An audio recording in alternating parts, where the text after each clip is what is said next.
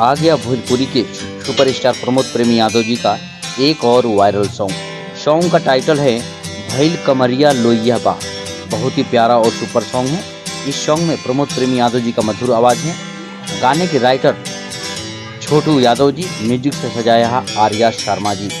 इसमें भोजपुरी की एक्ट्रेस सोना पांडे जी प्रमोद प्रेमी यादव जी के साथ नजर आएंगी। बहुत ही बवाल और सुपर सॉन्ग है।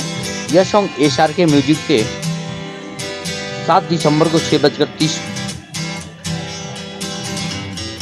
में रिलीज कर दिया जाएगा।